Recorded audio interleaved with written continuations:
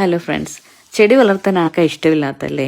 ഇപ്പം ഞങ്ങൾക്കും ഭയങ്കര ഇഷ്ടമാണ് കേട്ടോ. ഞങ്ങളിപ്പോൾ ഒരു ഷോപ്പിൽ പോയാലോ ഒരു വീട്ടിൽ പോയാലോ ഞങ്ങൾ ആദ്യം നോക്കുന്നത് അവിടുത്തെ ചെടികളായിരിക്കും ഫസ്റ്റ്. ഇപ്പം ഞങ്ങൾക്ക് 3-4 വർഷമായ കുറേ ചെടികളുണ്ട്. കൂടുതലും ഞങ്ങൾക്ക് മണി പ്ലാന്റ് ആണ് നന്നായിട്ടുള്ളത് കേട്ടോ. ഞങ്ങൾ അതിനെ നല്ല രീതിയിൽ കെയർ ചെയ്ത് വളർത്തിയെടുത്തുകൊണ്ട് വരുന്ന മണി പ്ലാന്റ് ആണ് കേട്ടോ. ശരിക്കും ഇപ്പം ഞങ്ങളുടെ വീട് കണ്ട ഒരു കാട് പോലെയായി. അപ്പോൾ എന്നാൽ ഞങ്ങൾ വിചാരിച്ചു ഓക്കെ എന്നാൽ ഇവരെയൊക്കെ ഒന്ന് സെറ്റാക്കി വെച്ചേക്കാം എന്നോർത്തു കേട്ടോ. കാരണം ഇപ്പം വെക്കാൻ ഒരു സ്ഥലം പോലും ഇല്ലെന്നായി. അപ്പം ഞങ്ങൾ ടെമ്മുവിൽ നിന്ന് ഒരു 3 ലെയർ ആയിട്ടുള്ള പ്ലാന്റ് സപ്പോർട്ടറാണ് വാങ്ങിച്ചത് കേട്ടോ. അപ്പോൾ ഒന്നിനൊരു 4 പൗണ്ടെങ്ങാണ്ടാണ് അന്ന് ഞങ്ങൾ കൊടുത്തത്.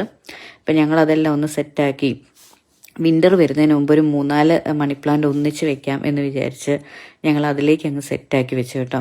പിന്നെ ഞങ്ങൾക്ക് വേറെ കുറേ ചെടികളുണ്ട്. അപ്പം ഞങ്ങൾ വിചാരിച്ചു ഓക്കെ ഇതെല്ലാം ഒന്ന് കുറച്ച് മാറ്റി നടുവാണെങ്കിൽ നമുക്ക് കുറച്ചുകൂടി ഒന്ന് തൈയൊക്കെ ആക്കി എടുക്കാമല്ലോ എന്ന് വിചാരിച്ച് അവരെയും ഞങ്ങൾ മാറ്റി വെച്ചു. കാരണം വിൻ്റർ ആകുമ്പോൾ ഇവരധികം വളരാറില്ല.